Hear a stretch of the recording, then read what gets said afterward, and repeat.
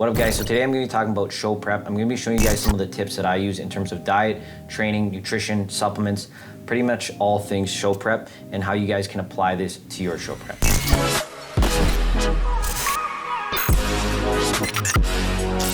So the first topic I'm going to be talking about is dieting, which is very important when you're doing a show prep, because if you're not dieting properly and you're not losing the body fat you want, you're not going to be ready to step on stage. So I've actually done two different approaches. I've done the flexible dieting approach where, it was more lifestyle, meaning I was able to fit in, protein bars into my meal plan. I would eat, protein wraps. I would also have, a lot of protein powder. I would also make like cheeseburgers, whatever fit my macro goal and my calorie goal for that day. I would pretty much eat meals that I would find, aren't as boring as chicken and rice. And I've also done show preps where it was very methodical, very clean and old school. What I mean by that is I would be eating chicken and rice, chicken and steak, sweet potatoes, broccoli, and it would be very, very clean. And I wouldn't have too many variables. Now, what I found actually is when I used a flexible dieting approach, I didn't have the best results in terms of my competing compared to, eating very clean, because what I found is when you're doing the flexible dieting approach, a lot of the times, say when you go out to eat, you're gonna be estimating calories. The nutrition facts is gonna be off by anywhere from 10 to 15%. So it's not gonna be very, very accurate. So that could range in terms of your, your calories. So if you think you're in a, caloric deficit, you may actually not be. That goes for the same as, when you're fitting in different foods just from home, it leaves so much variables that your calorie range is actually gonna be slightly off all the time.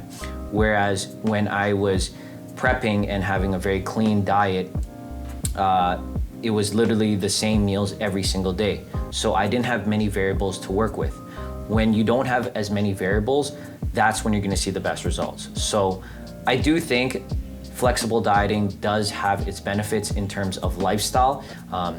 For example, pretty much what I do right now when I'm in off season is I do a flexible dieting approach. Reason being is because I don't get bored of the same food, eating the same foods every day, and I don't have to cheat on my diet. However, if you want to get stage ready to lean, I always recommend having, a very clean approach in terms of whole food sources, keeping it very simple with not too many ingredients. Like I said, you're looking for a good carb source like brown rice, rice, sweet potatoes. You can use protein wraps. With your protein sources, you want to keep it very simple as well. Chicken, steak, tilapia, salmon.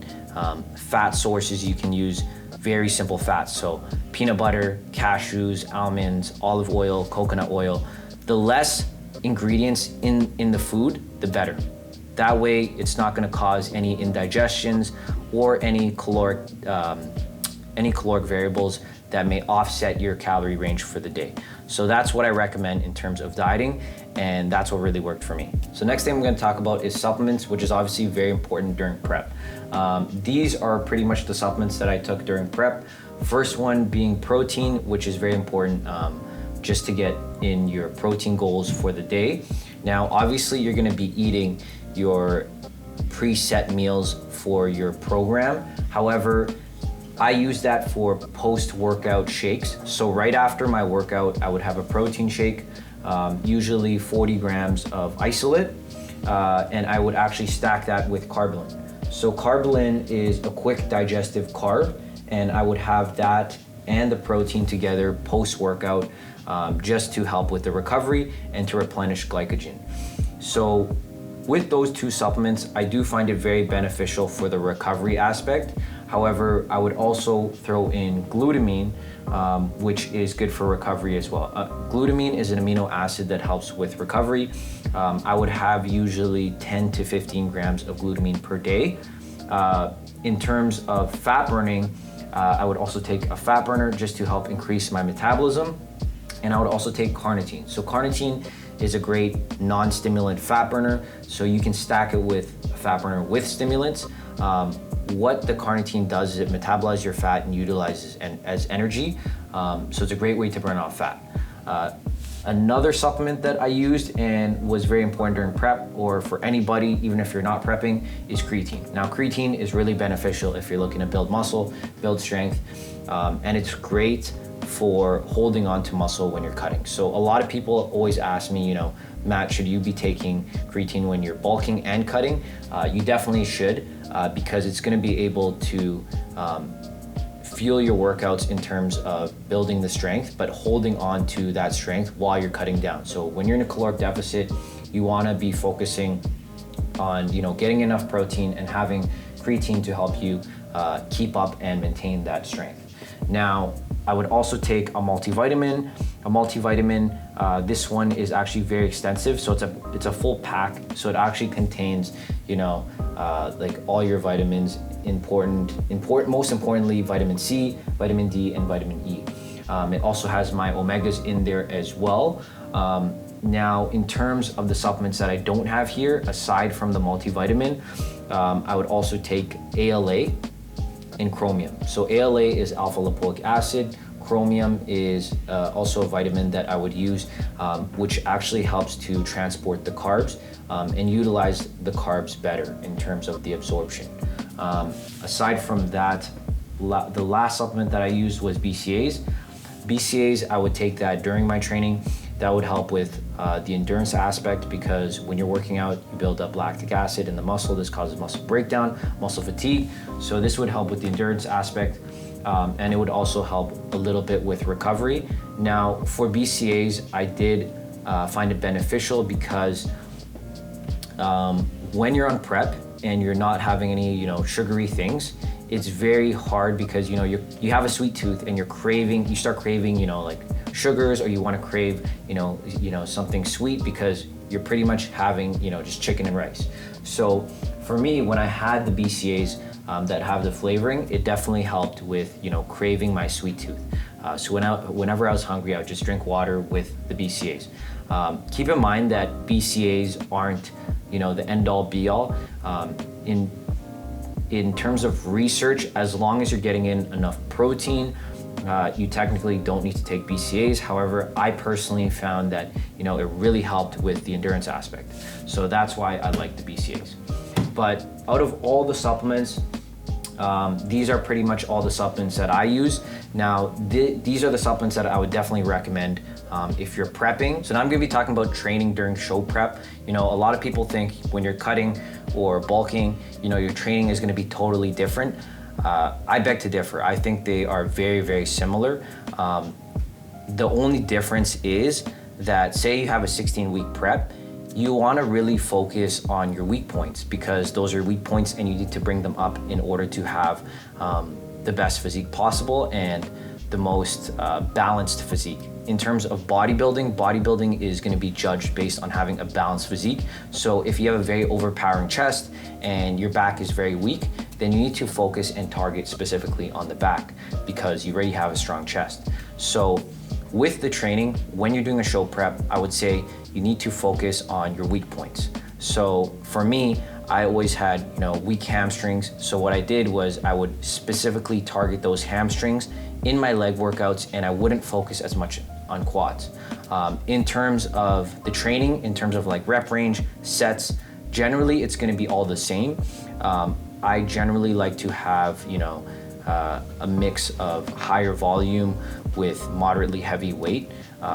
However, when you're getting closer and closer to, show date, you don't want to go crazy heavy because you don't want to end up injuring yourself. However, I usually push as heavy as I can up until maybe the last, like 4 weeks in terms of training.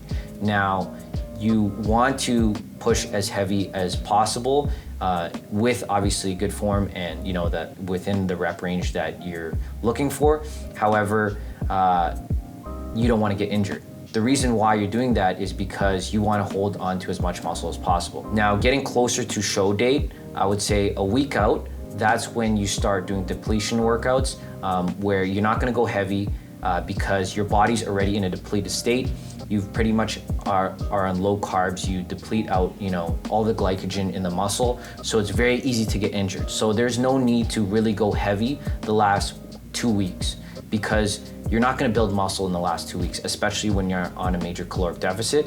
So what it is you're just going in there to deplete the muscles and really get the final touches in terms of sculpting out that physique. So now I'm gonna be covering some tips and tricks that I've learned personally through the years of competing. The first tip is that you don't always wanna focus on mass, but you wanna make sure that you're focusing on conditioning. Usually the most conditioned person is the person to win on stage, because when you're conditioned, you're gonna look bigger on stage, you're gonna pop more on stage. A lot of people are scared of losing that size, but they end up losing out on conditioning. What I've learned is that it's not always the bigger guy that's gonna win on stage, and I've actually learned that from firsthand experience where, in my first couple of years, I was like, I wanna come up big, and I end up lacking the condition compared to guys who were way leaner than me, and they weren't as big as me, but they just popped more on stage. So what I've learned is that you want to be as lean as possible, and the mass is going to come with time. You just have to be patient, and if you're doing show after show after show, you're going to build that size over time, but you should focus on being the leanest person possible on stage. Now, the second tip is actually really important in terms of competing. You need to be weighing yourself consistently and taking progress pictures, because if you're not weighing yourself and taking progress pictures on a week-to-week basis, you're not gonna know how you're looking, and you're not gonna know if you're making progress. The last tip is the most important tip, in my opinion, is to hire a coach. Now, I've made the mistake where, I've prepped myself, and yeah, I've looked good. However, it's always good to have a second set of eyes. Reason being is because if you have a coach, you always want to hire a coach who knows more than you. They've been through the process, they've actually coached more clients, so they actually have more experience than you in terms of prepping an athlete. I see a lot of people who want to compete and they're like, I don't want to use a coach, I can do it on my own. It's great to do it on your own, but it's even better to have someone who has had the experience where they can share that knowledge with you. And if you want to do it on your own in the future, you already have that experience from that past coach, because they've taught so many clients. They've learned the techniques and tricks to get you the leanest possible or hold the most muscle possible, and they can pass on that knowledge to you. So now I'm gonna be talking about one big myth of bodybuilding. Now, a lot of people think that health and fitness is healthy, which of course it is. If you're training, on a consistent basis, eating healthy on a consistent basis, that is definitely healthy. However, if you're doing bodybuilding and you're doing a show prep, the road to show prep can sometimes be unhealthy. Reason being is you're getting down to your leanest state possible. It's very hard to maintain that level of leanness, because usually when you're stepping on stage, you're gonna be anywhere from 6 to 8% body fat, which is very hard to hold in terms of having that as a lifestyle. So the reason why I don't like to compete every year is because I personally find that it takes a huge toll on your body, but not only your body, your personal life, just because, when I compete to win. That being said, I'm on a very strict diet for say 16 weeks where, I'm eating just chicken, rice, broccoli, tilapia, and I can't go to eat with my friends, or, I can't do a lot of things because I'm competing. Just because, like if you're working and you're doing show prep, you're also doing your cardio, you're also doing your diet. So there's a lot of things that you can't do in terms of, having a social life for bodybuilding. Now, in terms of the show prep itself, it does take a toll on your hormones, because you're restricting your fats, your carbs, you're in such a caloric deficit that your hormones are not gonna be, the most optimal that it can be. Aside from that, your metabolism is not gonna be the fastest because you're restricting so many calories. So it's not gonna be the best in terms of having that as a sustainable lifestyle. The reason why I also don't compete every year is because when you're doing a show prep, you end up losing a lot of muscle. So it wouldn't be, the most optimal to compete every year back to back to back. You're not gonna see the best improvements possible, in my opinion. I personally like to have, at least 2 years of time to recover your body, but also have a proper off season where you're growing, you're building muscle, you're getting stronger, and then you can go back into show prep and, resculpt that physique. Because at the end of the day, you're not looking to just compete every year, but you're looking to compete and come back better each year. So that wraps up some of my experiences during show prep. I hope you guys found this valuable. Now it's time to go grab a bite. We just got the meal. I got some rice and I got chicken breast on a bun. Time to dig in.